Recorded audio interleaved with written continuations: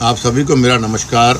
सबसे पहले मैं हृदय की गहराइयों से आभार व्यक्त करता हूं उन सभी बड़े नेताओं का, समाज के सम्मानित व्यक्तियों का और लाखों समर्थकों का और चौधरी भजन लाल जी के करोड़ों अनुयायियों का, जिन्होंने मेरे पिताजी स्वर्गीय युग पुरुष चौधरी भजन लाल जी के सम्मान में, उनके संघर्ष और योगदान के समर्थन में खुलकर अपनी आवाज़ को उठाया और यह सिद्ध कर दिया कि सच्चाई कभी अकेली नहीं होती। आपका यही साथ, आपका ये शब्द मात्र मेरे लिए बहुत छोटे शब्द नहीं है। यह विश्वास है, यह शक्ति है और यह वह आधार है जिस पर हम आज तक अड़े हैं। साथियों, कुछ नाम समय के साथ बड़े नहीं होते और कुछ नाम समय को महान बना देते हैं। कुछ लोग पद से बड़े होते हैं और कुछ लोग अपने कर्म तो इतने ऊंचे उठ जाते हैं कि पद भी उनके सामने छोटे पड़ जाते हैं। चौधरी भजन लाल जी एक नाम नहीं, एक युग थे। एक ऐसा युग जिसमें संघर्ष था, जिसमें सेवा थी और जिसमें जनता के लिए जीने का संकल्प था।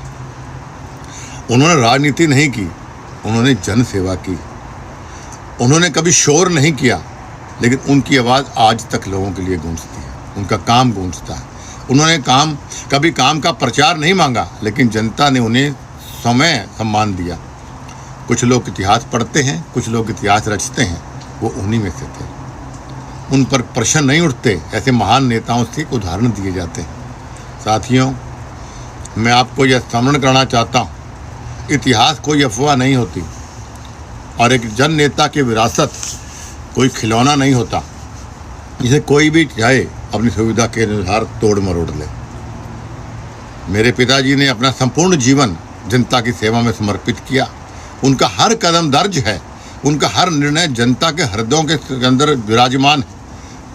कहते हैं कि सूरज पर धूल फेंकने सूरज कभी रोशनी कम नहीं करता, बल्कि धूल फेंकने वाले की आंखें अंधी हो जाती हैं। और आज उस महान नाम पर प्रश्न चिन्ह खड़ा करने का प्रयास हो रहा है। मैं स्पष्ट और निर्भीक होकर कहना चाहता हूँ कि रेखा जी, आपका वक्तव्य मात्र एक भूल नहीं, यह आपकी सोच की दुर्बलता का परिचारक है। इतिहास गवाह है कि आपने केवल शब्द नहीं बोले, अपनी वैचारिक दरिद्रता और अपरिपक्वता का प्रदर्शन किया है। जिस नाम को मिटाने की आप कोशिश कर रही हैं, उस नाम ने प्रदेश की तकदीर और तस्वीर लिखी। आप जैसी नौसिखिया राजनीतिज्ञों को शायद यह नहीं पता कि इतिहास पढ़ना आसान है, लेकिन इतिहास रचने के लिए खून पसीना एक करना पड़ता है। चौधरी भजन लाल जी एक व्यक्ति नहीं, एक संस्था थे। उन्होंने सत्ता की कुर्सी नहीं, लेकिन लोगों के दिलों पर राज किया है। जब आप उन पर सवाल उठाती हैं तो आप केवल एक बेटे को नहीं, बल्कि उस हर गरीब, किसान और मजदूर को चुनौती देती हैं जिसकी आवाज़ मेरे पिताजी थे। इतिहास पर बोलना सरल है रेखा जी, किंतु इतिहास को समझना और उस पर जीना और उस पर रचने के लिए संघर्ष करना, इसके लिए जिगरा चाहिए, औकात चाहिए। इतिहास में सही कहा गया है कि औकात से ज़्यादा अगर किसी को मिल जाए तो बहुत कम लोग उसे पचा जाते हैं। ये रेखा का भी यही हाल है। साइकिल चलाने की औकात नहीं थी, आपको हवाई जहाज पकड़ा दिया। कम से कम उस राज्यसभा के पद की गरिमा तो आप रख लेते हैं कि आपको राज्यसभा में थोप दिया गया।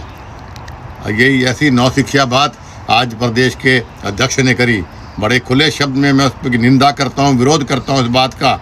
एक ऐसा व्यक्ति जिसे खुद की चलो कोई औकात नहीं, लेकिन आप प्रदेश के अध्यक्ष के रूप में बैठे हो, इसलिए बीजेपी ने आपको चाहे थोपा या बनाया है।